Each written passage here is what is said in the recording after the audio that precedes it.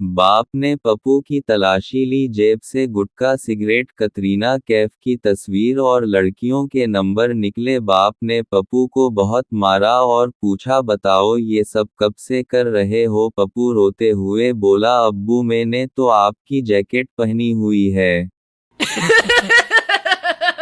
Teacher बताओ जिंदा रहने के लिए क्या चीज जरूरी होती है। पप्पू आपको इतना भी नहीं पता, जिंदा रहने के लिए तेरी कसम एक मुलाकात जरूरी है सनम।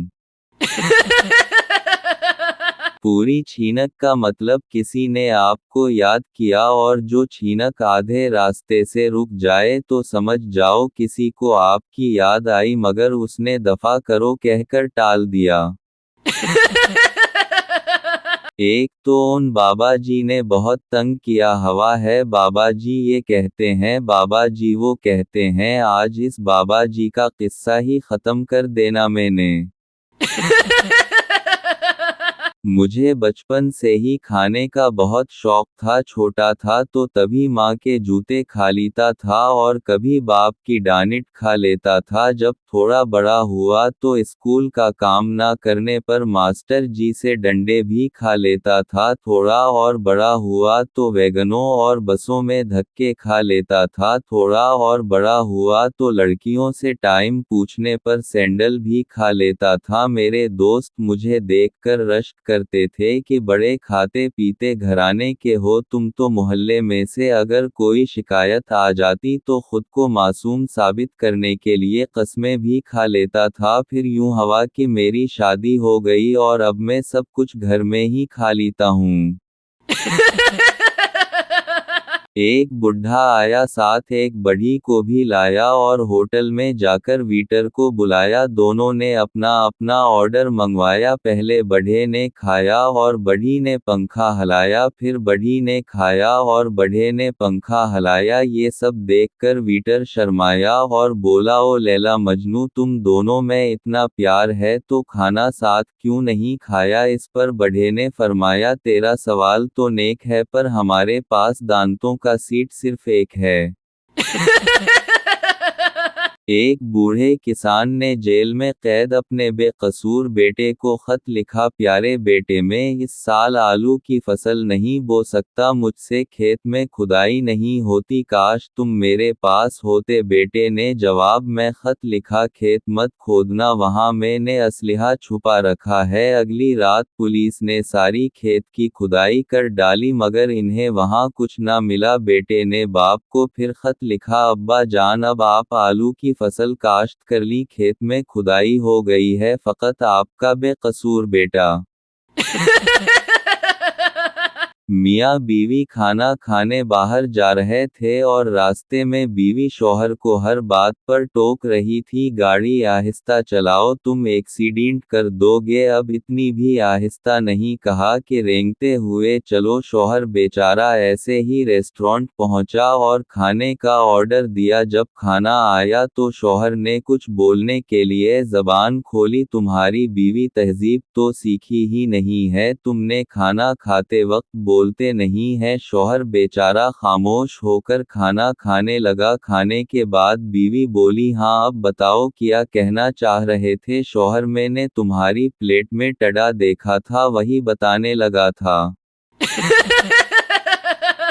जंग लड़ने वाले मुल्कों में पेट्रोल और डीजल की कीमतें वही हैं, जंग देखने वाले मुल्कों ने कीमतें बढ़ा दे टेक्नोलॉजियां। पाकिस्तानी एक उम्दा कौम है, अगस्त आए तो सच्चे पाकिस्तानी, रमज़ान आए तो पके मुसलमान, जंग के हालात हूँ तो फौजी, खेल है तो पूरी कौम खिलाड़ी, इलेक्शन हूँ तो सब सियासतदान, एहतिसाब शुरू हो तो सब नैब, बजट आए तो पूरी कौम इकानोमिस्ट, खबर आए तो सब तज्जिया निकले, कोई बिल्डिंग देखें तो सब इंजीनियर, बीमार को मिलें तो सब डॉक्टर और डॉक्टर से मिलें तो सब मरीज बन जाते हैं, ला महदूद तजर्बाकार कौम। लड़का कॉलेज का दाखिली फॉर्म भरते हुए, अब्बू मदर टंग के खाने में क्या लिखूं, बाप बेटा लिख दे वेरी लॉन्ग। बीवी गुस्से से मैं घर छोड़कर जा रही हूँ, शौहर भी गुस्से में चलाते हुए जान छोड़ो खुदा का वास्ता है। बीवी वापस आते हुए, एक तो आपकी ये आदत बहुत बुरी है, हमेशा मुझे जान कहकर और खुदा का वास्ता देकर रोक लेते हैं। शैदा मैं तो रोजाना रोटी मुर्गी के साथ खाता हूँ दोस्त, इतनी महंगाई में कैसे शैदा, एक नवाला खुद खाया एक मुर्गी को डाल दिया, बस हो ही जाता है गुजारा। जहां साइंसदानों की सोच खत्म होती है, वहां से थोड़ा आगे पाकिस्तानी कुर्सियां डालकर बैठे होते हैं। सरदार पुलिस स्टेशन आया और बोला मुझे गिरफ्तार कर लो, मैंने अपनी बीवी के सर पर डंडा मार दिया है। पुलिस वो मर गई है क्या सरदार, नहीं वो तो बच गई है, अब मेरी खैर नहीं।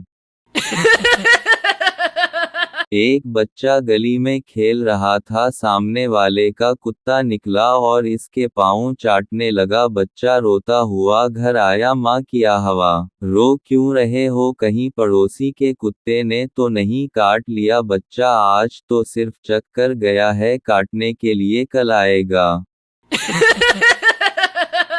बाबा जी अगर बीवी खूबसूरत हो, गोरी चटी पढ़ी लिखी हो, शौहर का एहतराम करती हो और शौहर की तमाम बातें मानने वाली हो और शौहर से झगड़ा भी ना करने, ऐसी बीवी को क्या कहते हैं बाबाजी पत्थर, ऐसी बीवी को वहम कहते हैं। शौहर ने च्युइंगम लेकर बीवी को खाने के लिए दी, बीवी आपने अपने लिए क्यों नहीं खरीदी, शौहर मैं तो वैसे भी खामोश रह सकता हूँ। सरदार रो रहा था, दोस्त क्यों रो रहे हो, सरदार मेरी मुर्गी मर गई है दोस्त, मेरा दादा मरा था, मैं तो फिर भी नहीं रोया और तो मुर्गी मरने पर रो रहा है, सरदार तेरा दादा केहड़ा अंडा देंदा सी।